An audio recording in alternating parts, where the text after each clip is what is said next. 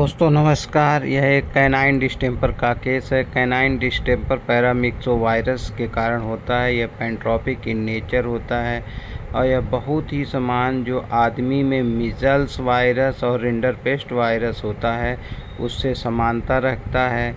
यह 1 वर्ष ग्रुप के जो डॉग होते हैं उनमें बहुत अधिक देखने को मिलता है। यह वायरस एपिथेलियल सेल्स जो पाचन तंत्र की हैं और स्वतंत्र तंत्र की है उसमें बहुत ज़्यादा पाए जाने की संभावना होती है और लिम्फॉइड और नर्वस टिश्यू बहुत अधिक प्रभावित होते हैं। यह इन्हेलेशन के द्वारा इन्फेक्शन ग्रहण करता है और उसमें वाटर ड्रॉपलेट्स जब होती हैं तो उससे भी यह संक्रमण बहुत तेज़ी से होता है। और इसमें सबसे बड़ी बात यह है कि यह सेकेंडरी जब ये वायरस का इन्फेक्शन होता है तो उसके बाद कॉमेंसल बॉर्डेटेला ब्रांकोसेप्टिका और एक्जुडेट निमोनिया जो कि काज करता है और साल्मोनेला स्पीशीज़ जो कि इंटरिक फॉर्म में होती है तो जिसके कारण कि ब्लडी डायरिया जो सीडी डिस्टेंपर के जो पेशेंट होते हैं डॉग होते हैं उनमें होता है।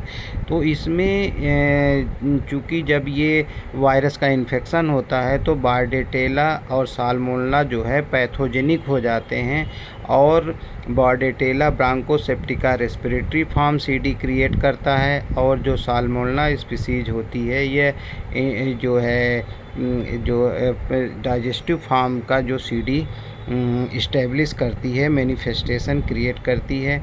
तो इस तरह से इसमें रेस्पिरेटरी सिस्टम भी प्रभावित होता है और डाइजेस्टिव सिस्टम भी प्रभावित होता है।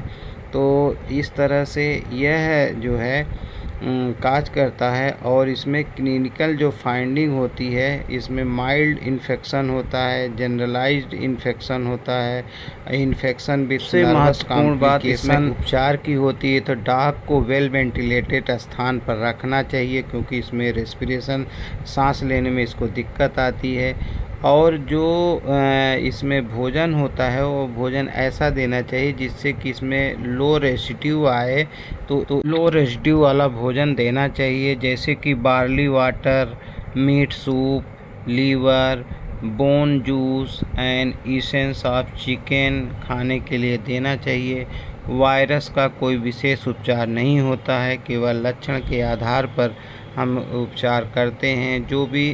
जो इसमें सुपर इम्पोज्ड बैक्टीरिया हैं बॉर्डेटेला ब्रांकोसेप्टिका एंड साल्मोनेला स्पीशीज़ के कारण बॉर्डेटेला जो रेस्पिरेटरी सिस्टम पे करता है और साल्मोनेला जो डाइजेस्टिव सिस्टम पे करता है तो उसके लिए हमें ब्रॉड स्पेक्ट्रम एंटीबायोटिक एम्पिसिलिन या क्लोरमफेनिकाल या जेंटामाइसिन को 5 से 7 दिन तक इंट्रामस्कुलर देना चाहिए।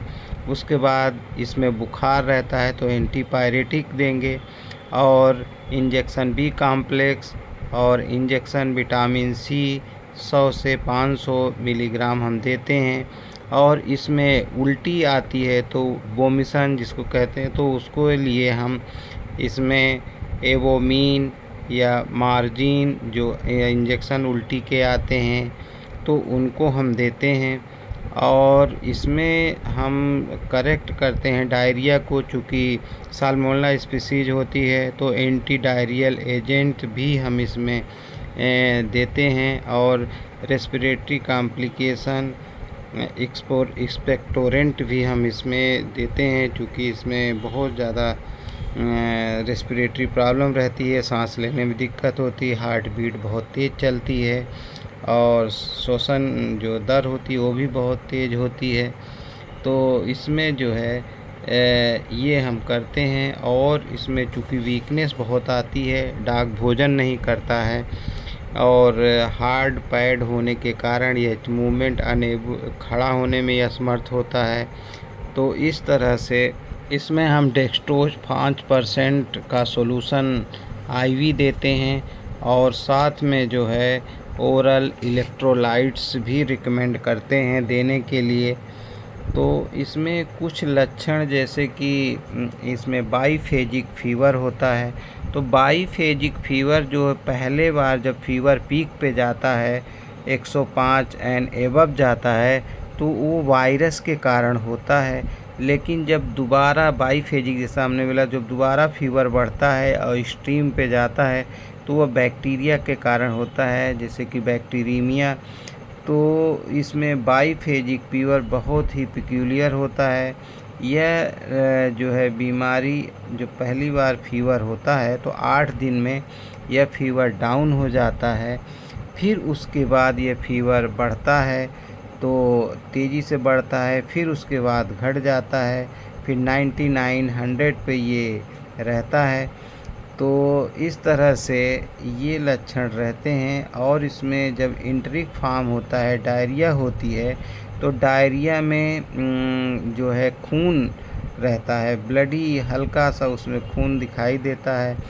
तो उसी फिर रेस्पिरेटरी फॉर्म में, तो ये रेस्पिरेटरी फॉर्म में सांस लेने में दिक्कत होती है। इसमें एक ये आकुलर फॉर्म भी होता है, एक फिर और स्किन फॉर्म होता है। स्किन फॉर्म में जैसा कि हमने बताया है कि इसमें वेसिकोपस्चुलर होता है, वेसिकोपस्चुलर इरप्शन होता है। और हार्ड पैड का भी हमने इसमें बताया हुआ है कि ये सारे लक्षण इसमें आते हैं। और कोरिया और जो है न्यूरोलॉजिकल डिसऑर्डर और एपिलेप्टिकल फॉर्म आते हैं, मसल ट्विचिंग होती है, उल्टी होती है। बहुत बहुत धन्यवाद।